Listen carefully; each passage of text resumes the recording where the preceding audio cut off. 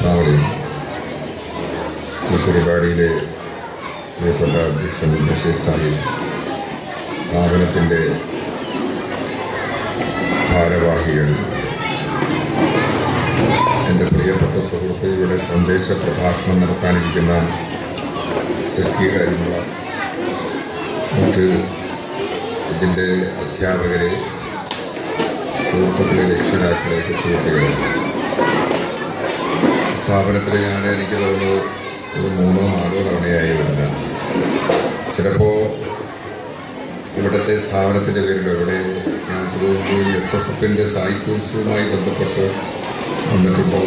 ഏതായാലും 2-ലധികം തവണ വന്നിട്ടെന്ന് എനിക്ക് ഉറപ്പാണ്. കാരണം ഈ ഒരു സ്ഥാപനത്തെക്കുറിച്ച് അതുകൊണ്ട് എനിക്ക് നേരത്തെ അറിയാം. നമ്മുടെ നാട്ടിൽ വിദ്യാഭ്യാസം നേടുന്നതിന് വേണ്ടിയുള്ള ഇത്തരം സൗകര്യങ്ങൾ ഏറെയുള്ള ഒരു കാലമാണിത്. ഭൗതിക വിദ്യാഭ്യാസ രംഗത്ത് ഇന്ന് വിശേഷിച്ച് മലബാറിലുണ്ടായ ഈ ഒരു മാറ്റത്തെ വിദ്യാഭ്യാസ രംഗത്തുള്ള ആളുകൾ ഗൗരവത്തോടെ കൂടി കണക്കിലെടുക്കേണ്ടതുണ്ട്. ഞാനിവിടെ ഭൗതിക വിദ്യാഭ്യാസ രംഗത്തെക്കുറിച്ച് പറയുകയാണെങ്കിൽ എൻ്റെ നാട്ടിൽ ഒരു കാലത്ത് കോഴിക്കോട് ജില്ലയിൽ കോളേജിൽ പഠിക്കണമെങ്കിൽ ഏറ്റവും പ്രസിദ്ധമായ കലാലയങ്ങൾ കൊണ്ട് Christian college, Guruvayurappan college, Farook college, Mukkam college, Kodanchery college, Chelannur college പോലെയുള്ള 5-6 കോളേജുകൾ ഉണ്ടായിരുന്നു. അന്ന് മുസ്ലിം വിദ്യാർത്ഥികൾക്കൊക്കെ കുറച്ച് ഹോസ്റ്റലിലൊക്കെ താമസിച്ച് കുട്ടികളെ പഠിപ്പിക്കണമെന്നുള്ള ആഗ്രഹമുള്ള രക്ഷിതാക്കൾക്ക് Farook college, Mampad college, Tirurangadi college, Mampad, Taliparamba, മണ്ണാർക്കാടൊക്കെ ഉണ്ട്. ഞാനന്ന് പഠിച്ചത് PSMO കോളേജ് തിരുവരങ്ങാടിയാണ്. ഞാൻ ഈ അടുത്ത കാലത്ത് ആലോചിച്ചിട്ടുണ്ട്, എൻ്റെ പഞ്ചായത്തിൽ, എൻ്റെ നിയോജക മണ്ഡലത്തിലല്ല, എൻ്റെ പഞ്ചായത്തിൽ ഇപ്പോൾ 2 കോളേജ് പ്രവർത്തിക്കുന്നുണ്ട്. Arts and science college, Calicut university അംഗീകാരമുള്ള ഒരു ഗവൺമെൻറ് കോളേജുണ്ട്, ഒരു സെൽഫ് ഫിനാൻസ് കോളേജുണ്ട്. എത്ര സൗകര്യമാണ് ഇന്ന് കുട്ടികൾക്ക് കോളേജിലൊക്കെ പഠിക്കാൻ. മത വിദ്യാഭ്യാസ രംഗത്ത് പണ്ട് Vellore Baqiyath Salihath, Nandi college, Pattikkad college, Kasaragod Saadiya college പോലെയുള്ള, ഉള്ളാൾ മദനി കോളേജ് പോലെയുള്ള 5-6 കോളേജുകൾ മാത്രമായിരുന്നു ഞങ്ങൾക്ക് എൻ്റെ അറിവിലുണ്ടായിരുന്നു. 980-കൾക്ക് ശേഷം മർക്കസ് സഖാഫത്ത് സുന്നിയ പോലെയുള്ള സ്ഥാപനങ്ങൾ വന്നു. പിന്നീട് ഞാൻ ഇന്നൊക്കെ പലപ്പോഴായി പല ചടങ്ങുകളിലൊക്കെ പങ്കെടുക്കുമ്പോൾ ആലോചിക്കാറുണ്ട്, ഓരോ പഞ്ചായത്തിലും ദഅ്വ കോളേജുകളുണ്ട്, അത് പല സംഘടനകൾക്കുണ്ട്. എത്ര സൗകര്യമാണ് നമ്മുടെ ഈ കാലഘട്ടത്തിൽ നമ്മുടെ വിദ്യാർത്ഥികൾക്കുള്ളത്, കുട്ടികൾക്കുള്ളത്. ഈ ഒരു സൗഭാഗ്യങ്ങളൊന്നും ഇല്ലാത്ത കാലത്താണ് നമ്മളൊക്കെ വളർന്നത്, രക്ഷിതാക്കളൊക്കെ, ഇന്നത്തെ രക്ഷിതാക്കളായ ആളുകളൊക്കെ വളർന്നത്. നിങ്ങളിങ്ങനെ ഇവിടെ ഒരു കുട്ടികളുടെ ഒരു ഖുർആൻ സ്കൂളും ബന്ധപ്പെട്ട് കുട്ടികളുമായി അവരുടെ പരിപാടികളൊക്കെ ആയിട്ട് ഒരു ദിവസം നിൽക്കുമ്പോൾ ഈ സൗകര്യങ്ങളൊക്കെ നമ്മൾ കേട്ടറിഞ്ഞൊരു കാലത്താണ് നമ്മൾ ഇങ്ങനെയും ഒരു സംഘടിപ്പിക്കാൻ സാധിക്കുമെന്ന് നമ്മുടെ സ്വപ്നത്തിൽ പോലും വിചാരിക്കാൻ കഴിയാത്തൊരു കാലത്ത് നമ്മളൊക്കെ ജീവിച്ചവരാണ്. അതുകൊണ്ട് ഈ സൗകര്യം, ഇപ്പോൾ നേരത്തെ അധ്യക്ഷ പ്രസംഗത്തിൽ പറഞ്ഞതുപോലെ, ഇന്നത്തെ ഒരു സാമൂഹ്യ കാലാവസ്ഥ സാഹചര്യം വളരെ ഭയാനകമായ ഒരു കാലഘട്ടമാണെന്നാണ് എല്ലാവരും പറയാറുള്ളത്. പക്ഷേ ഇതിന് നമ്മൾ ഈ കുട്ടികളെ ഇങ്ങനെ കുറ്റപ്പെടുത്തുമ്പോൾ കുറേയൊക്കെ നമ്മുടെ ഭാഗത്തും ഇതിൻ്റെതായ ശരിത്തെറ്റുകളൊക്കെ ഉണ്ട്. രക്ഷിതാക്കളും കുട്ടികളും തമ്മിലുള്ള ബന്ധം എങ്ങനെ, ഈ കുട്ടികളിങ്ങനെയൊക്കെ ആവുന്നതിനെക്കുറിച്ച് നമ്മൾ ആലോചിക്കേണ്ടതുണ്ട്.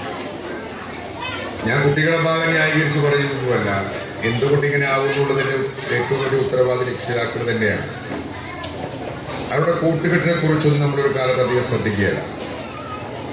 പിന്നീട് അതിനെക്കുറിച്ച് സങ്കടപ്പെട്ടൊന്നും കാര്യമില്ല. ഞാനങ്ങനെയൊക്കെ എൻ്റെ നാട്ടിലൊക്കെ ചില ആളുകളൊക്കെ വിളിച്ചിട്ട് രക്ഷിതാക്കളോടൊക്കെ പറയും, നിങ്ങളെയൊക്കെ മക്കളെ, ഞാനിങ്ങനെ ചിലപ്പോൾ രാത്രിയിലൊക്കെ എന്തെങ്കിലും പരിപാടിയൊക്കെ കഴിഞ്ഞ് എൻ്റെ നാട്ടിലേക്ക് വരുമ്പോൾ ഏതെങ്കിലും ചെറിയ ചായക്കടയിലൊക്കെ കയറി ചായ കഴിക്കുമ്പോൾ 3 മണി, 4 മണി, 2 മണിക്കൊക്കെ നമുക്ക് ഉറക്കം വരുന്നതുകൊണ്ട് കഴിക്കുമ്പോൾ കോഴിക്കോട് നിന്ന് എൻ്റെ നാട്ടിലേക്ക് തിരിച്ചു പോവുകയും എന്തെങ്കിലും പോകുമ്പോൾ ചില സ്ഥലത്തൊക്കെ എൻ്റെ നാട്ടിൽ ചില കുട്ടികളെ കാണാം. അവർ ഒരു സംഘമായി വന്നിട്ട് പലപ്പോഴും അവരുടെ കൂട്ടുകെട്ടിനെ കുറിച്ച് എനിക്ക് ആശങ്കയുണ്ടായിട്ടുണ്ട്. ഞാൻ പിറ്റേന്നൊക്കെ ഈ രക്ഷിതാക്കളെ കാണുമ്പോൾ പറയും, ഞാനിങ്ങനെ മോനെ ഇങ്ങനെ ഒരു സാഹചര്യത്തെ കണ്ടിട്ടുണ്ട്, നിങ്ങൾ അതൊന്നും കുഴപ്പമില്ല, അവരൊക്കെ നല്ല കുട്ടികളാ, കൂട്ടുകാരൊക്കെ നിങ്ങളങ്ങനെ സംശയം, നിങ്ങൾക്ക് അങ്ങനെ തോന്നിയായിരിക്കും. നമ്മളൊരു കുറ്റക്കാരായ മതി ഇതിനെ ന്യായീകരിക്കും. ഞാൻ പലതരത്തിൽ പിന്നീട് എനിക്ക് മനസ്സിലായെന്ന് പറയാതിരിക്കില്ല നല്ലത്. കാരണം നമ്മൾ ഈ കുട്ടികളെ മോശക്കാരായി ചിത്രീകരിക്കാറുമില്ല. പക്ഷെ ഈ കുട്ടികളൊക്കെ പിന്നീട് ആ നാട്ടിലെ ഏറ്റവും വലിയ ക്രിമിനലുകളാവുന്നു എന്നുള്ളതാണ് പ്രധാനപ്പെട്ട പ്രശ്നം. നമ്മുടെ കുട്ടികളെ ആരെങ്കിലും കുറ്റപ്പെടുത്തുന്നത് നമുക്ക് ഇഷ്ടമില്ല. അങ്ങനെയൊന്നുമല്ല, കുറ്റപ്പെടുത്താനൊക്കെ വേണം. ഞാൻ ഈ എപ്പോഴും ചിന്തിക്കാറുണ്ട്, എനിക്കൊക്കെ 54 വയസ്സായി.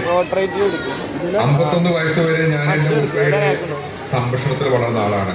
3 വർഷം മുമ്പ് എൻ്റെ വാപ്പ മരിച്ചുപോയത്. എൻ്റെ വാപ്പ എന്നെ വളരെ കെയർ ചെയ്യായിരുന്നു. വളരെ പ്രഗത്ഭനായ ഒരു ഉസ്താദ്, വളരെ പ്രഗത്ഭനായ അദ്ദേഹം മരിച്ചുപോയി. അദ്ദേഹം എൻ്റെ വാപ്പൻ്റെ സതീർത്ഥനായിരുന്നു. ഒരു 10 വർഷം മുമ്പ്, ഒരു 5-8 വർഷം മുമ്പ് അദ്ദേഹം മരിക്കുന്നതിന് മുമ്പ് ഒരു ദിവസം എന്നോട്, പിന്നെ റമദാൻ മാസത്തിൽ ഞാൻ അദ്ദേഹത്തെ കാണാൻ ചെന്നപ്പോൾ എന്നോട് അദ്ദേഹം ചോദിച്ചു, തറാവിയൊക്കെ നിസ്കരിക്കാറുണ്ടോ എന്ന് ചോദിച്ചു. അദ്ദേഹത്തിൻ്റെ മകനും ഞാനും ഒന്നിച്ച് പഠിച്ചു. അദ്ദേഹത്തിൻ്റെ മകൻ ഇന്ന് കോഴിക്കോട് വലിയൊരു പള്ളിയിലെ ഖാദിയാണ്. ഞങ്ങൾ ഹൈസ്കൂളിൽ ഒന്നിച്ച് പഠിച്ചതാണ്. അദ്ദേഹം എൻ്റെ വാപ്പയും വലിയ സുഹൃത്തുക്കളുമാണ്. എൻ്റെ വാപ്പ റിട്ടയർഡ് അധ്യാപകനാണ്. ഞാൻ പറഞ്ഞു നിസ്കരിക്കാറൊക്കെ ഉണ്ട്. വാപ്പ നിസ്കരിക്കാറുണ്ടോ എന്ന് ചോദിക്കാറുണ്ടോ എന്ന്. ഏതാണ്ട് എനിക്ക് 42 വയസ്സുള്ളതാണ്. ഞാൻ പറഞ്ഞു ചോദിക്കാറുണ്ട്. വാപ്പയുടെ മുമ്പപ്പെട്ടാൽ ചോദിച്ചു, തറാവി നിസ്കരിച്ചു. 48 വയസ്സില്ല എന്നോട്. അപ്പം എന്നോട് പറയാണ്, ഈ ഉസ്താദ് പറയാണ്, ചോദിക്കും. ഞങ്ങൾക്കത് ചോദിക്കാനുള്ള അധികാരമുണ്ട്. ഈ കൈരടി പട്ടുറുമാലിലും 14-ാം രാവിലൊക്കെ ആയിട്ട് മാപ്പിളപ്പാട്ടിന് വലിയ ആളായിട്ടുണ്ട്. പക്ഷേ വാപ്പക്ക് ഈ മോനാണ്. എൻ്റെ മോന് 20 വർഷമായി കോഴിക്കോട് ഒരു പള്ളിയിലെ ഖാദിയാണ്. പക്ഷേ എനിക്ക് ഓരോരു ഖാദിയുമല്ല, മോനാണെന്ന്. ഞാനിപ്പോഴും ആ വാക്കിങ്ങനെ ആലോചിക്കും. ഇത് നമ്മുടെ മക്കളോട് അവരുടെ കാര്യത്തിൽ ഇടപെടാതിരിക്കുമ്പോൾ ഉണ്ടാകുന്ന ഓരോ പ്രശ്നങ്ങളാണ്. പ്രായത്തിനനുസരിച്ച് ഇടപെടണം. ഞങ്ങൾക്കൊന്നും ഞങ്ങളുടെ വാപ്പ ഞങ്ങളങ്ങനെ ചോദ്യം ചോദിച്ചിട്ട് ഒരു പ്രയാസവും തോന്നിയിട്ടില്ല. മക്കളെ കൈകാര്യം ചെയ്യുന്ന ഒരു രീതിയുണ്ട്. അത് വിചാരിച്ച് വാപ്പ മക്കളോട് വല്ലാതെ സ്ട്രോങ് ആയ രീതിയിൽ അവരോട് ചിരിക്കേണ്ടെന്നൊന്നുമല്ല പറയുന്നത്. പണ്ടൊരാൾ തമാശ പറഞ്ഞിട്ടുണ്ട്, വാപ്പക്ക് ഹൃദയം ഉണ്ടെന്ന് മനസ്സിലായത് ഹാർട്ട് അറ്റാക്ക് വന്നപ്പോഴാണ്. അങ്ങനെ സ്ട്രോങ് ആയി നിൽക്കേണ്ട കാര്യമില്ല. അങ്ങനെയല്ല പറഞ്ഞത്. ഇതിനൊരു സമീപനമുണ്ട് മക്കളുമായിട്ട്. എല്ലാം തുറന്നു പറയുന്ന രീതിയിൽ മക്കളുമായിട്ട് പോകാൻ സാധിക്കും. അല്ലെങ്കിലൊക്കെ വലിയ അപകടമാണ്. ഈ മക്കളെ മനസ്സറിയാന്നൊരു പ്രശ്നമുണ്ട്. മനസ്സറിയാന്ന് പറഞ്ഞാൽ അവർ പറയുമ്പോൾ ചെയ്യാനല്ല, അവർ നമ്മളെക്കുറിച്ച് മനസ്സിലാക്കണം. ആ തരത്തിലേക്കുള്ള ഒരു ജീവിതം നമ്മുടെ വീട്ടുകളിൽ ഇല്ല എന്നുള്ളതാണ്. എല്ലാ സൗകര്യങ്ങളും നമ്മൾക്കുണ്ട്. എല്ലാ സൗകര്യങ്ങളും നിങ്ങൾ ആലോചിച്ച് നോക്ക്. കുട്ടികൾക്കൊക്കെ നമ്മൾ പ്രായത്തിനനുസരിച്ചുള്ള സൗകര്യങ്ങൾ ചെയ്തു കൊടുക്കുന്നത്. ഈ സൗകര്യങ്ങളുടെ ഒരു പ്രധാനപ്പെട്ട പ്രശ്നം ഞാൻ പറഞ്ഞുതരാം. ഈ മൊബൈൽ ഫോണൊക്കെ ഉണ്ടല്ലോ. മൊബൈൽ ഫോണൊക്കെ പ്രായത്തിന് കൊടുത്താൽ മതി. ദേഷ്യം മക്കളുണ്ടാവും. അതൊന്നും പ്രശ്നമാണ്. കൊറോണ ഉണ്ടാക്കിയ ഏറ്റവും വലിയൊരു പ്രശ്നം രോഗത്തിന്റെ പ്രശ്നങ്ങളൊന്നുമല്ല. ഈ സോഷ്യൽ മീഡിയ സംവിധാനം നിർബന്ധമായ അവസ്ഥയിലേക്കായാലാണ് കുട്ടികൾ ഈ ഫോൺ ഉപയോഗിക്കുക. നമ്മളത് അവരുടെ ജീവിതത്തിന്റെ ഭാഗമായി പോയതാണ്. ഇത് ഉണ്ടാക്കുന്ന ഒരു മാനസികാവസ്ഥയുണ്ട്. അത് വളരെ വളരെ പ്രശ്നമാണ്. അതൊക്കെ നമ്മൾ എങ്ങനെ കൈകാര്യം ചെയ്യുന്നു എന്നുള്ളതാണ് പ്രധാനപ്പെട്ടമായ ഒരു പ്രശ്നം. നിങ്ങളുടെ സൗകര്യങ്ങൾ, ചില ആളുകളൊക്കെ വളരെ ആവശ്യത്ത് പറയും, എൻ്റെ മോൻ കാറ് ഓടിക്കും, ലൈസൻസ് ഒന്നും വേണ്ട, 12 വയസ്സുള്ള മോൻ കാറ് ഓടിക്കും, അവന് കമ്പ്യൂട്ടറിൽ എല്ലാം ചെയ്യും, ഫോണൊക്കെ അവനെ കൈ കൊടുത്താൽ മതി, എല്ലാ കാര്യവും അവനാണ് ശരിയാക്കി തരിക. ഒരു കാര്യം ഞാൻ പറഞ്ഞേക്കാം, ഇതൊക്കെ നല്ലതാണ്. മക്കളുടെ കാര്യത്തിൽ നമ്മുടെ വീമ്പളക്കി പറയുന്ന ആളുകളാണ്. ഈ മക്കൾക്ക് ഏറ്റവും വലിയ ഗുരുനാഥന്മാരും മാതാപിതാക്കളും ഗുരുനാഥന്മാരും. നമുക്ക് ഒരു കാര്യത്തെക്കുറിച്ച് വിവരമില്ലാതെ തോന്നിയാൽ പിന്നെ ഈ വിവരമുള്ള കാലത്ത് അവർ അന്വേഷിക്കാൻ പോകും. പിന്നെ വാപ്പക്കും ഒക്കെ അവിടെ സ്ഥാനം ഉണ്ടാവില്ല. പിന്നെ അവരാകും ഇവരുടെ നേതാവ്. ആ തരത്തിലേക്ക് പ്രായത്തിനനുസരിച്ചുള്ള ഫീഡിങ്ങേ മക്കൾ നടത്താവുള്ളൂ. അല്ലെങ്കിൽ വലിയ പ്രശ്നമാണ്. ഈ സാഹചര്യത്തിൽ മക്കളോടെല്ലാം തുറന്നു പറയാം. എനിക്ക് 2 പെൺകുട്ടികളാണ്. അപ്പം ഞാൻ എൻ്റെ മക്കളോട് വളരെ ഫ്രണ്ട്ലി ആയിട്ട് സംസാരിക്കുമ്പോൾ ഞാൻ പറയും, കല്യാണമൊക്കെ കഴിക്കുമ്പോൾ നിങ്ങൾ ആരെങ്കിലുമൊക്കെ, എൻ്റെ കുടുംബത്തിലും നിങ്ങളുടെ കുടുംബത്തിലും ഒക്കെ നമുക്കിഷ്ടമില്ലാത്ത ആളുകളെ കല്യാണം കഴിക്കും. നമ്മുടെ മതത്തിലാണെങ്കിലും കുഴപ്പമില്ല, ചിലപ്പോൾ നമ്മളെ ഞെട്ടിപ്പിക്കുന്ന വാർത്തകളുണ്ടാവും. ഞാൻ ഈ കുട്ടികളൊക്കെ അവമാന കാലഘട്ടത്തിൽ തന്നെ പറഞ്ഞിട്ടുണ്ട്, കുഴപ്പമൊന്നുമില്ല, നിങ്ങൾ ആരെങ്കിലും അന്വേഷിച്ച് പിടിച്ചാൽ ഞാൻ കല്യാണം കഴിച്ച് തരുള്ളൂ, മുസ്ലിം ആണെങ്കിൽ. അല്ല പിന്നെ നമ്മളൊരു ബന്ധമൊന്നും ഉണ്ടാവില്ല. മുസ്ലിം ആണെങ്കിൽ തന്നെ നമ്മുടെ ഒരു രീതിക്കനുസരിച്ചുള്ള കല്യാണമാണെങ്കിൽ നമുക്ക് ആഘോഷമായി നടത്തും, അല്ലെ നടത്തുന്നേ ഉള്ളൂ. അപ്പോൾ മക്കൾ നമ്മൾ തമ്മിലുള്ള അങ്ങനെയുള്ള ഒരു അഡ്ജസ്റ്റ്മെന്റും ഒരു കാര്യമൊക്കെ ആയിട്ട് പോകും. ഈ ഒരു തരത്തിലേക്ക് നമ്മുടെ സാമൂഹ്യ ജീവിതം വരാത്തതാണ്. വീടിൻ്റെ അകത്തല്ലെങ്കിൽ സംസാരിക്കാനുള്ള സമയങ്ങളില്ലാത്തതാണ്. അങ്ങനെ ഇവിടെ കൂടുതൽ രക്ഷിതാക്കളുള്ളത് നമുക്കതിന് സമയമുണ്ടോ? ഒരു പ്രധാനപ്പെട്ട കാര്യമാണ്. നമുക്കതിന് സമയമുണ്ടോ എന്നുള്ളതാണ് ഏറ്റവും പ്രധാനപ്പെട്ട ഒരു കാര്യം. നമ്മുടെയൊക്കെ സ്ത്രീകൾ, എൻ്റെ ഉമ്മ എന്നോട്, ഞാൻ എൻ്റെ കഥ ഇങ്ങനെ പറയാമെന്ന് വിചാരിക്കുന്നു. എൻ്റെ ഉമ്മ എന്നോട് ഒരു 2 മാസം മുമ്പ് പറയാണ്, നമുക്ക് 10-75 വയസ്സായി, എനിക്കൊരു ലൈബ്രറി പുസ്തകം വേണം. ആ പുസ്തകത്തിൻ്റെ പേര് പറഞ്ഞു, മാതൃഭൂമി പ്രസിദ്ധീകരിച്ച ഒരു ജീവിതാനുഭവങ്ങൾ എഴുതിയ ഒരു സ്ത്രീയുടെ പേരിനോട് മറന്നുപോയി ഒരു പുസ്തകം. അതിനെപ്പറ്റി റിവ്യൂ ഒക്കെ വന്നില്ല. ഈ മുക്കം ഭാഗത്തുള്ള ഒരു സ്ത്രീ, അത് മാതൃഭൂമി പുസ്തകം, കൊലുസ് എന്ന പുസ്തകത്തിന്റെ പേര്. ഈ പുസ്തകം ഒന്ന് വാങ്ങിത്തരണം. ഞാൻ ഉമ്മ ഇങ്ങനെ പുസ്തകമൊക്കെ ചോദിക്കുന്നു. പിന്നെ എൻ്റെ അനിയനോട് പറഞ്ഞു, വൈക്കം മുഹമ്മദ് ബഷീറിന്റെ ഒരു പുസ്തകത്തെക്കുറിച്ച് ഉമ്മ സംസാരിച്ചു വേണമെന്ന്. നിങ്ങൾ വിചാരിക്കേണ്ടപ്പോൾ ഭയങ്കര പുസ്തകമാണ്. വീട്ടിൽ നമ്മൾ പുസ്തകങ്ങളൊക്കെ വായിച്ചിട്ടുണ്ടാവും. അപ്പൊ എന്താ പ്രശ്നം? അടിസ്ഥാനപരമായ കാരണം എന്താ അറിയും ഉമ്മതൊക്കെ ചോദിക്കാനുള്ള കാരണം, 2 ആഴ്ചയിൽ ഇപ്പൊ ഞാൻ ഈ പുസ്തകം സംഘടിപ്പിച്ചു കൊടുത്തു ഉമ്മക്ക്. പിന്നെ നമ്മളടുത്തുള്ള പുസ്തകങ്ങളൊക്കെ ഉമ്മ വാങ്ങിക്കൊണ്ടുപോകും. 75 വയസ്സായ ഉമ്മ അധികം പഠിച്ച ആളൊന്നുമല്ല. എന്നിട്ട് എൻ്റെ വാപ്പ കുറെ പുസ്തകമൊക്കെ വാങ്ങിയിട്ട് വീട്ടിൽ നിന്ന് അറിയാതെ ഇങ്ങനെ വായിച്ചു പോകണം. ഈ അടുത്ത കാലത്ത് എന്താ നോക്കുമ്പോൾ ഉമ്മൻ്റെ ഫോണ് കേടാണ്. അതാ പ്രധാനപ്പെട്ട ഒരു കാരണം. ഫോണ് ഉപയോഗിക്കുന്ന സമയത്ത് നമുക്ക് ഈ പുസ്തകത്തിൻ്റെ ആവശ്യമൊന്നുമില്ല. എന്നാൽ അതിലിങ്ങനെ മതപ്രഭാഷണം കേൾക്കും, പാട്ട് കേൾക്കും. ഫോണ് കേടായപ്പോൾ ഉമ്മ ആകെ അസ്വസ്ഥയായി. അപ്പം ഞാൻ എൻ്റെ അനിയനോട് പറഞ്ഞു, ഇതൊരു പ്രശ്നമാണ്, നമ്മൾ പുസ്തകം വാങ്ങി കൊടുക്കണോ വേണ്ടത്, ഫോൺ നന്നാക്കി കൊടുക്കണോ വേണ്ടത്? ഫോൺ നന്നാക്കി കൊടുത്താൽ ഉമ്മ വീണ്ടും പോകും. അപ്പോൾ ഉമ്മ പറഞ്ഞ്, നന്നായി കൊടുത്തോ, ഞാൻ മോശമായി ഒന്നും ജീവിക്കാനും ഈ ഫോണിൽ പോയിട്ട് എനിക്ക് വേറൊരു സാധ്യതയൊന്നുമില്ലല്ലോ, തമാശക്ക് പറഞ്ഞു. ഇത് വയസ്സായ എൻ്റെ ഉമ്മക്കൊക്കെ ഇത്രയൊക്കെ സ്വാധീനിച്ചിട്ടുണ്ടെങ്കിൽ നിങ്ങളൊക്കെ ഒരു അവസ്ഥ എന്താണ്? എല്ലാ പലഹാരങ്ങളും പരീക്ഷിക്കുന്ന ആളുകളാണ് അല്ലേ? അതിന് ഏറ്റവും വലിയ കാരണം ഈ ഫോണാണ്, യൂട്യൂബാണ്. കൊറോണ എന്ന് പറയുന്ന ഒരു സംഭവം നമ്മുടെ നാട്ടിൽ വലിയ പ്രതിസന്ധി ഉണ്ടാക്കി. വീട്ടിൽ തീരെ ഇല്ലാത്ത ആളാണ് ഞങ്ങളൊക്കെ ഈ പുതുപ്രവർത്തകന്മാരൊക്കെ. അന്ന് കുടുങ്ങിപ്പോയി. 2020 മാർച്ച് 31 വരെ ലോക്ക്ഡൗൺ. 31 വരെ നമ്മൾ എണ്ണി നീക്കി. പിന്നെ ഇത് നീണ്ടുപോവാണ്. ആ സമയത്ത് ഞാൻ വിചാരിച്ചു, എന്താ ചെയ്യുക, ഇനി എങ്ങനെ ഇവിടെ ജീവിക്കാം? അങ്ങനെ വല്ലാത്ത അസ്വസ്ഥയിൽ നിൽക്കുന്ന സമയത്താണ് ഉച്ചയ്ക്ക് ശേഷം എൻ്റെ ഭാര്യയും മക്കളും പുതിയ പലഹാരങ്ങൾ ഉണ്ടാക്കാറുണ്ട്. ആദ്യത്തെ കുറേ ദിവസമൊക്കെ ഞാൻ സഹിച്ചു. ആദ്യം നമ്മളെ കൊണ്ട് അത് എത്തിക്കുക, കാരണം നമുക്കൊരു കുഴപ്പമില്ലെന്ന് പറഞ്ഞാൽ ഒരു തിന്നു. അങ്ങനെ തമാശക്ക് പറഞ്ഞാണെങ്കിൽ വേറെ വിചാരിക്കണം, മക്കളെ പിന്നിട്ടേ കൊടുക്കും. അപ്പൊ ഈ ഒരു 10-15 ദിവസം കഴിഞ്ഞപ്പോൾ എനിക്ക് മനസ്സിലായി ഇതും മടുക്കാൻ തുടങ്ങി.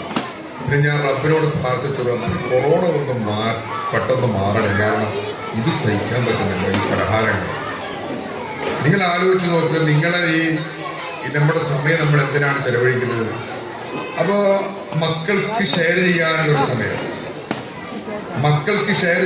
സമയം, ഞാൻ ഈ പാട്ട് മേഖലയിലൊക്കെ പ്രവർത്തിക്കുന്ന ആളൊക്കെ അറിയാം. നമ്മളെ പിടിച്ചിരുത്തിയ ചില പാട്ടുകളില്ലേ, അതുപോലെ ഏതെങ്കിലും ഒരു പാട്ട് മക്കൾ കേൾക്കാറുണ്ട്. അവർ കേൾക്കുന്ന പാട്ടുകൾ ഏതാണ് ചിന്തിച്ചു? നമ്മളെ പിടിച്ചിരുത്തിയ പാട്ടുകൾ എത്രയുണ്ട്? എനിക്ക് ഇടിമിന്നൽ ഭയങ്കര പേടിയാണ്. ഇടിമിന്നൽ എൻ്റെ ചില കാര്യങ്ങളൊക്കെ തുറന്നു പറയുന്നുള്ളൂ. ഞാൻ രാത്രിയൊക്കെ ഇടിമിന്നൽ പെട്ടെന്ന് എഴുതിക്കും. പിന്നെ അത് ഇങ്ങനെ ആ മുടക്കൊക്കെ അവസാനിക്കണം. ഭാര്യ മക്കളൊക്കെ എന്നെ കളിയാണ്. ഒരു ദിവസം എൻ്റെ നാട്ടിൽ അങ്ങാടിയിൽ നിൽക്കുമ്പോൾ ഭയങ്കരമായി ഇടിമിന്നൽ. അപ്പം ഞാനൊരു 10-20 കൊല്ലം മുമ്പേ ഞാനൊരു കടയിൽ കയറിയാണ്. ഒരു സുഹൃത്തിനൊരു കാസറ്റ് പിടിയാണ്. അപ്പോൾ അവിടെ പാട്ട് ഇങ്ങനെ വെക്കുന്നത്, അവിടെയുള്ള പാട്ട് എന്തെങ്കിലും ഇവൻ ഈ പാട്ടിലിങ്ങനെ ആയപ്പോൾ അവിടെ ഇങ്ങനെ കാസറ്റ് പ്ലേ ചെയ്യുന്ന കാലമാണ്. ശക്തമായ ഇടിമിന്നൽ തുലാവസ്ഥ. ആളുടെ പാട്ടാണ്. പള്ളിക്കാട്ടിലാണ് നാളെ മണിയറ, കനമുള്ള കല്ലതിൻ്റെ മേലെ. ഞാൻ അവരോട് പറഞ്ഞു പാട്ടൊന്ന് ഓഫാക്കുക, അല്ലാണ്ട് എൻ്റെ മനുഷ്യൻ ബേജാറായി നിൽക്കുക. ആ സമയത്താണ് പള്ളിക്കാട്ടിലാണ് നാളെ മണിയറ എന്നുള്ള പാട്ട്. ഏതെങ്കിലും തരത്തിൽ എന്നെ ആ പാട്ട് അവിടെ സ്വാധീനിച്ചോ? പാട്ടുകൾ അങ്ങനെയൊക്കെയാണ് മനുഷ്യനെ സ്വാധീനിക്കേണ്ടത്. നമ്മളെ കുട്ടികളെ വെച്ചിട്ട് ഡാൻസ് ചെയ്യാത്ത ഒറ്റ പാട്ട് ഇഷ്ടമല്ല. ഞാൻ ഇന്നലെ തിരൂർ പോളിടെക്നിക്കിൽ ഒരു പരിപാടി പോയി. അവിടെ എത്രയോ മനോഹരമായ പാട്ട് ഇങ്ങനെ പാടുക, അതൊന്നും ആൾക്കാർക്ക് ഇഷ്ടമല്ല. ഏതെങ്കിലും തരത്തിൽ തുള്ളിക്കളിക്കണ ആളുകൾ. അപ്പൊ ഈ ഒരു സ്വാധീനം നമ്മളെ മക്കൾക്ക് അറിയില്ല. പക്ഷെ മക്കൾക്ക് അതിനുള്ള സാഹചര്യം നമ്മൾ ഉണ്ടാക്കി കൊടുത്താൽ എത്ര പ്രബലമാണ്. ഈ റബീഉൽ അവ്വലിന് ഏറ്റവും കൂടുതൽ ആളുകൾ നല്ല പാട്ടുകളൊക്കെ ആളുകൾ കേൾക്കാറുണ്ട്. ഏറ്റവും കൂടുതൽ ആളുകൾ കേട്ടൊരു പാട്ടുള്ളൂ മശ്രിഖിലും മഗ്രിബിലും നബി ശംസുൽ ഹുദാ ഫീ കുല്ലി സമാനി മഹ്ശറയിൽ. അത് നമ്മുടെ TMC മുക്കം എഴുതിയ പാട്ടാണ്. അത് ഈ അടുത്ത ഒരാൾ റീലായിട്ട് റീക്രിയേറ്റ് ചെയ്തു. ഈ പാട്ടുകളൊക്കെ പഴയ പാട്ടുകൾ ഇപ്പോൾ ആളുകൾ കേൾക്കുന്നുണ്ടല്ലോ. പക്ഷെ നമ്മുടെ കുട്ടികൾക്ക് അതിൽ താല്പര്യം. ഞാൻ പറഞ്ഞല്ലോ, എങ്ങനെയാണ് നമ്മുടെ കുട്ടികളെ ട്രീറ്റ് ചെയ്യേണ്ടത് നമുക്ക് തന്നെ അറിയില്ല. ഈ ഒരു സാഹചര്യത്തിലാണ് ഞാൻ നേരത്തെ പറഞ്ഞത്. ഈ പുതുപ്പാടിയിൽ ഒരു ഉമ്മയെ കൊന്നു എന്ന് പറഞ്ഞല്ലോ. ഇതൊക്കെ എൻ്റെ നാടിനടുത്ത് വളരെ അടുത്ത പ്രദേശങ്ങളാണ്. നിങ്ങൾ ആലോചിച്ച് നോക്കി, ഇതൊക്കെ അവസ്ഥ മാറുന്നത്, കൂട്ടുകെട്ട് മാറുന്നത് ഇത്തരം സാഹചര്യങ്ങളിലൂടെ കുട്ടികൾ വളരാത്തത് കൊണ്ട് തന്നെയാണ്. ആ പ്രായത്തിയിട്ട് അവരെ കുറ്റപ്പെടുത്തിയിട്ട് കാര്യമില്ല. അപ്പൊ ഇങ്ങനെയുള്ള മനുഷ്യനെ ഉപദേശിക്കുന്ന കാര്യങ്ങൾ കരയരുതേ പീണങ്ങരുതേ. ഞാൻ എൻ്റെ കുട്ടികാലത്ത് കേട്ട പാട്ടാണ്. കരയരുതേ പീണങ്ങരുതേ, ചീത്ത വാക്ക് പറയരുതേ, ഉമ്മയും ബാപ്പയും ചൊല്ലുവതെല്ലാം കേട്ട് നടക്കേണം. എന്നാൽ സ്വർഗത്തിൽ നിനക്കൊരു സീറ്റ് കിട്ടല്ലോ മോളെ, സീറ്റ് കിട്ടല്ലോ. അപ്പൊ മോളിങ്ങനെ പറയാ, കരയൂല പിണങ്ങൂല, ചീത്ത വാക്ക് പറയൂല, ഉമ്മയും ബാപ്പയും ചൊല്ലുവതെല്ലാം കേട്ട് നടന്നോളാം. എന്നാൽ സ്വർഗത്തിൽ എനിക്കൊരു സീറ്റ് കിട്ടല്ലോ ബാപ്പ, സീറ്റ് കിട്ടല്ലോ. പാഠം നിത്യം പഠിക്കണം, നമസ്കരിക്കണം, ഖുർആനോദണം, ഗുരുനാഥന്മാർ പറയുവതെല്ലാം കേട്ട് നടക്കണം. എന്നാൽ സ്വർഗത്തിൽ നിനക്കൊരു സീറ്റ് കിട്ടല്ലോ മോളെ, സീറ്റ് കിട്ടല്ലോ. പാഠം നിത്യം പാടിച്ചോളാം, നമസ്കരിക്കാൻ ഖുർആനോദാം. ഇതൊക്കെ ഞങ്ങളിങ്ങനെ കുട്ടിക്കാലത്തൊക്കെ ഇങ്ങനെ കേട്ട പാട്ടാണ്. നമ്മുടെ ആ ഒരു സാഹചര്യം നമ്മുടെ വീടിൻ്റെ അന്തരീക്ഷത്തിൽ ഉണ്ടാക്കാൻ ഏറ്റവും സൗകര്യമുള്ള ഒരു കാലമാണ്. നിങ്ങളിപ്പോൾ ഈ സ്കൂളിലേക്ക് പറഞ്ഞേക്കുന്നുള്ളൂ. വീടിലെ നിങ്ങൾക്ക് എന്താ പണി? നിങ്ങൾക്ക് വലിയ ഉത്തരവാദിത്തമുണ്ട്. കുട്ടികൾ കൂടുതൽ സമയം വീട്ടിലാണ്. ഇതിനൊക്കെ അനുബന്ധമായ ചില കാര്യങ്ങൾ ചെയ്തു കൊടുക്കാൻ നമ്മുടെ വീടിന്റെ അന്തരീക്ഷത്തിൽ സാധിച്ചിട്ടില്ലെങ്കിൽ നിങ്ങൾ ഈ സ്ഥാപനത്തിൽ പറഞ്ഞിട്ടുള്ള കാര്യമൊന്നുമില്ല. ഇവിടെ നീ ഇങ്ങനെയൊക്കെ ചെയ്ത് വീട്ടിലെത്തിയിട്ട് കുട്ടിക്ക് ഫോണായിട്ട് കൊടുക്കും. അവരെന്ത് കാണുന്നു എന്നുള്ളത് നിങ്ങൾക്കറിയില്ല. അവരാരോട് സംസാരിക്കുന്നു എന്നുള്ളത് അറിയില്ല. അവരുടെ കൂട്ടുകെട്ട് എന്താണെന്ന് അറിയില്ല. ഇതൊക്കെ വളരെ ഭയപ്പെടുത്തുന്ന കാര്യങ്ങളാണ്. ഞാനൊരു UP സ്കൂളിലെ മാഷാണ്, സക്കീർ മാഷൊക്കെ അറിയാം. 5ാം ക്ലാസ്സിലെ ഒരിക്കല് കഴിഞ്ഞ വർഷം ഒരു രക്ഷിതാവ് MPTയിൽപ്പെട്ട ഒരു രക്ഷിതാവ് വന്നിട്ട് ഞങ്ങളുടെ സ്കൂളിൽ വന്നിട്ട് പറയണം, ഒരു ഫോട്ടോ എടുത്ത് ഇത് നിങ്ങളുടെ സ്കൂളിൽ പഠിക്കുന്ന കുട്ടിയല്ലേ. നോക്കുമ്പോൾ ഉച്ചയുടെ ഇടവേളയിൽ ഈ കുട്ടി യൂണിഫോമിന്റെ അടിയിൽ ടീഷർട്ട് ഉണ്ട്, അതിലാവുന്നുണ്ട്. ആ അങ്ങാടിയിൽ എടുത്തിട്ട് ഇങ്ങനെ സിഗരറ്റ് കഴിക്കുന്ന ഫോട്ടോ. 5ാം ക്ലാസ്സിൽ കുട്ടികൾ അന്വേഷിച്ചപ്പോൾ നമ്മുടെ സ്കൂളിലെ കുട്ടിയാണ്. നമ്മള് അവരോട് പിടിച്ചു നോക്കുമ്പോൾ അവരെ നിശ്ചയിച്ചു ഞാനങ്ങനെ പോയിട്ടില്ല. പക്ഷെ ഈ MPTയിൽ രക്ഷിതാവ് ഈ സ്ത്രീ ഫോട്ടോ എടുത്ത് അയച്ചു. പിറ്റേന്ന് ഈ ഫോട്ടോ അടക്കം രക്ഷിതാവിനെ വിളിച്ച് വരുത്തിയപ്പോൾ രക്ഷിതാവ് അത് മോർഫ് ചെയ്ത ഫോട്ടോ. ഞങ്ങളെ ഈ മോൻ്റെ മുമ്പെന്നാണ് പറഞ്ഞു. മാഷിമാർ ഞങ്ങൾ കൊണ്ടുപോയി. ഇങ്ങനെ ഇതിന് വലിയ ഉത്തരവാദിത്വമുണ്ട്. ചില കാര്യങ്ങളുണ്ട്. ഈ മക്കളെ ചില പ്രായത്തിൽ തിരുത്തിയില്ലെങ്കിലും അത് അങ്ങനെ വേണം. തിരുത്തേണ്ട സമയത്ത് തിരുത്തിയില്ലെങ്കിൽ വലിയ പ്രശ്നമാണ്. തിരുത്തേണ്ട സമയത്ത് തിരുത്തിയില്ല വലിയ പ്രശ്നമാണ്. എനിക്കൊക്കെ വേണ്ട എൻ്റെ ജീവിതത്തിലെ ചെറുപ്പത്തിൽ എന്നോട് പറഞ്ഞ ചില കാര്യം എനിക്കിപ്പോഴും ആ ഭാഗം കാണുമ്പോൾ എൻ്റെ മാതാപിതാക്കൾ ഓർമ്മ വരും. ചില വിഷയങ്ങൾ ഇടപെടുമ്പോൾ പറയും സ്കൂളിൽ രാവിലെ അരമണിക്കൂർ നേരത്തെ പോകണം, വൈകുന്നേരം ഒരു മിനിറ്റ് അവിടെ നിൽക്കാൻ പാടില്ല. ഞാൻ ഇപ്പോഴും ചിന്തിക്കാറുണ്ട്. സ്കൂൾ അധ്യാപകനൊക്കെ പറഞ്ഞു രാവിലെ അരമണിക്കൂർ നേരത്തെ പോകണം. എന്നോട് എൻ്റെ വാപ്പ പറഞ്ഞു വൈകുന്നേരം പുസ്തകം പിടിക്കുമ്പോൾ അന്തരീക്ഷം വരും. ഇവരൊക്കെ നമ്മൾ പഠിപ്പിച്ച അത്തരം കാര്യങ്ങളാണ്. ഈ ഒരു സാഹചര്യത്തിലേക്ക് നമ്മളെ മക്കളെ കൂടുന്നതിലേക്ക് ഒരു വലിയ വലിയ പ്രശ്നങ്ങളാണ് നമ്മുടെ മുമ്പിൽ വരാൻ പോകുന്നത്. പിന്നെ നമ്മളിവിടെ നിന്ന് സംസാരിച്ചിട്ടൊന്നും കാര്യമില്ല. ആ തരത്തിലേക്ക് ജീവിതത്തിന്റെ സാഹചര്യം. ഇപ്പൊ നിങ്ങളെ ഇവിടെ കഥ പറഞ്ഞു കൊടുക്കാറുണ്ടോ? കുട്ടിയെക്കാരെങ്കിലും കഥ പറഞ്ഞു കൊടുക്കാറുണ്ടോ? കുട്ടിക്ക് കഥ പറഞ്ഞു കൊടുക്കാറുണ്ടോ എന്ന് വെച്ചാൽ ആരുണ്ടാവില്ല.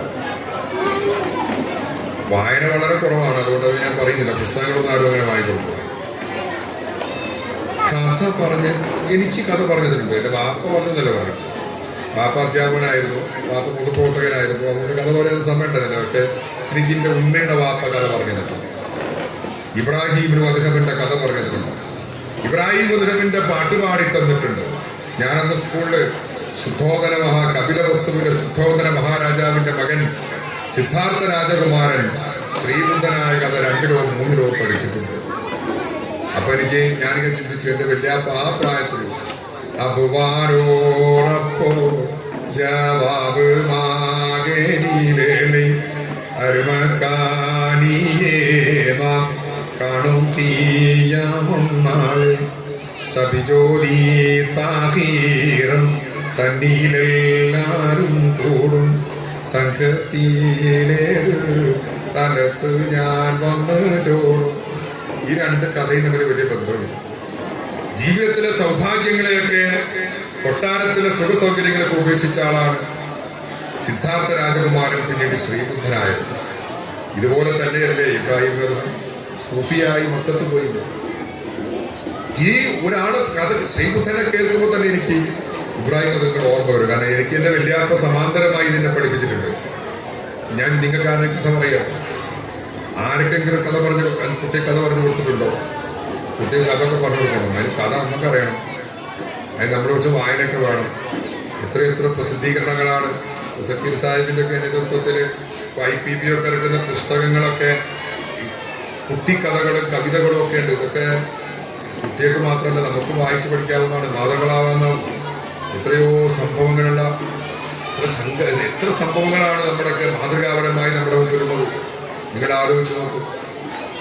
ആ തരത്തിലേക്ക് നമ്മുടെ ജീവിത സാഹചര്യം പുതിയ സാധ്യത അനിശ്ചിതമായി ഇതിങ്ങനെ കുറ്റപ്പെടുത്തുന്നില്ല. പുതിയ കാലം മോശമാണെന്ന് കുറ്റപ്പെടുത്തുന്നതല്ല.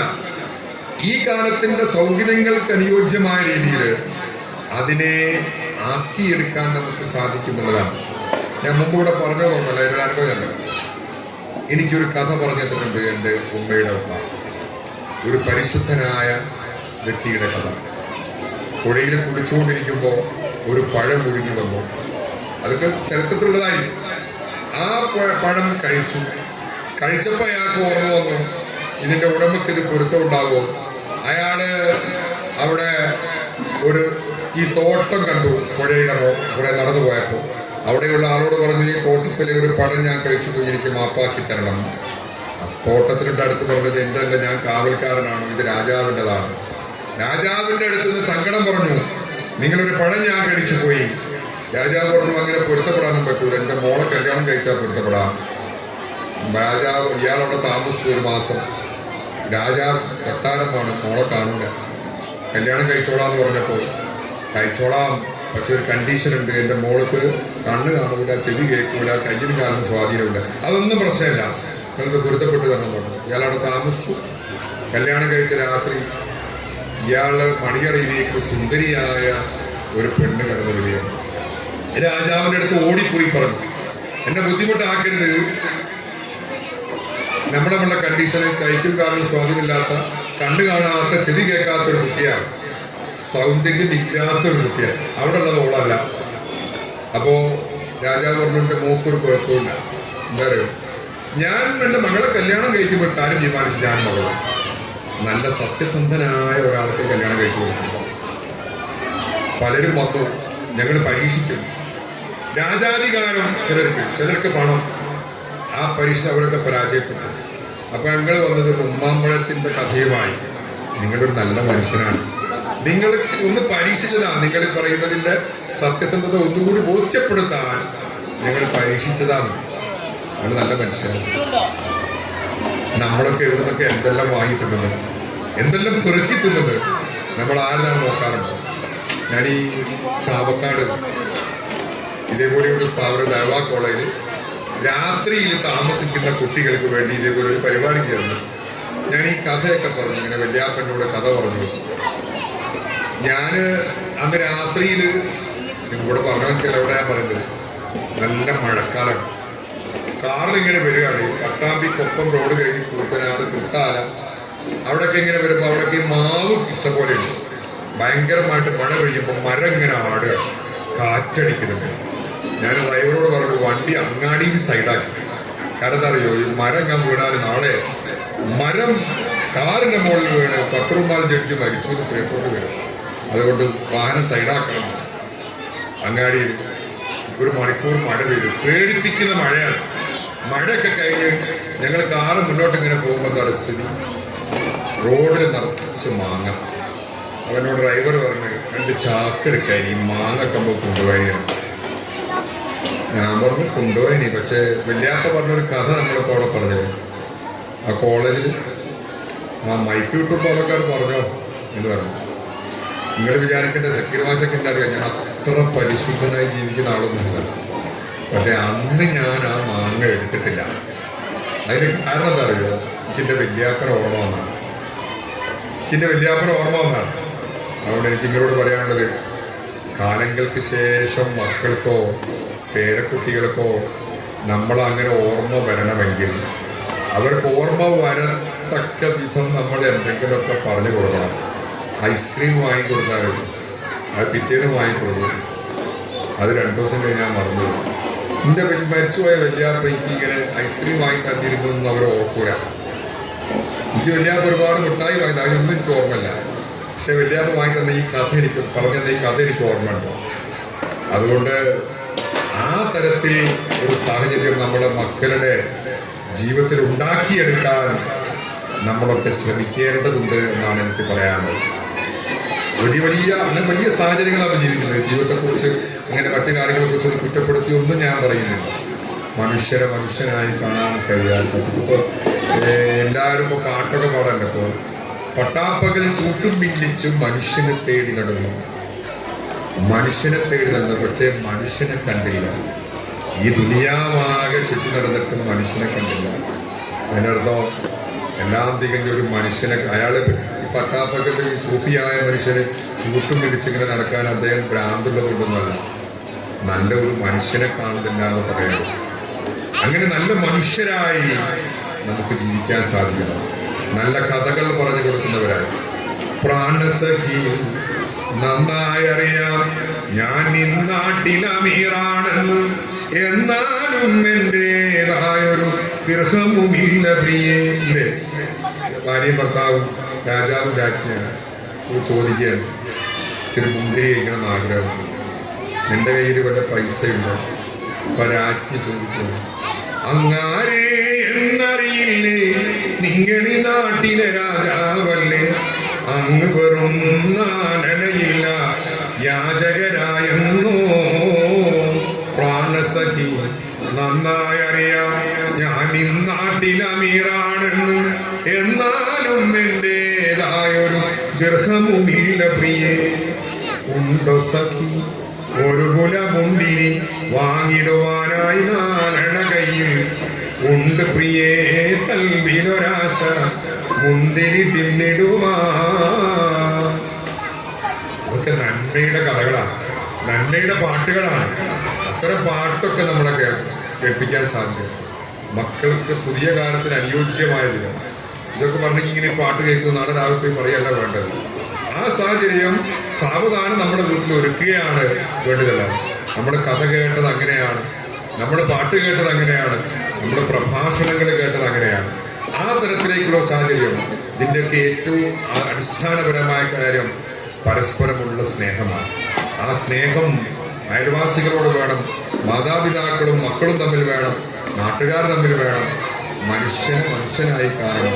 നമ്മുടെ വിശ്വാസങ്ങളും ആചാരങ്ങളും മുറുകെ പിടിച്ചുകൊണ്ട് മറ്റുള്ളവരെ ബഹുമാനിക്കാനും ആദരിക്കാനും കഴിയണം.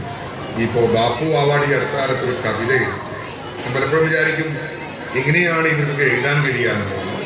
നമ്മുടെ പ്രാർത്ഥനയെ കുറിച്ച് അദ്ദേഹം പറഞ്ഞത്, മർത്യന്റെ നേരെ തുറക്കാത്ത കണ്ണുകൾ മാനത്ത് തേടുന്നതാരെയാരേ, മർത്യന്റെ നേരെ തുറക്കാത്ത കണ്ണുകൾ മാനത്ത് തേടുന്നതാരെയാരേ, മണ്ണിന്റെ കണ്ണീരിനലിയാത്ത കൽവിൽ മണ്ണാന്റെ കാരുണ്യം ദൂരെ ദൂരെ.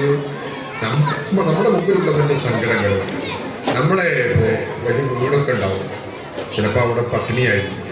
അയൽവാസി പട്ടിണി കിടക്കുമ്പോൾ വയറു നിറച്ച് ആഹാരം കഴിക്കുന്നവൻ എൻ്റെ കൂട്ടത്തിൽപ്പെട്ടവനല്ല എന്ന് നബി പറഞ്ഞിട്ടുണ്ടെങ്കിൽ അതിന് മറ്റൊരർത്ഥമുണ്ടാവും.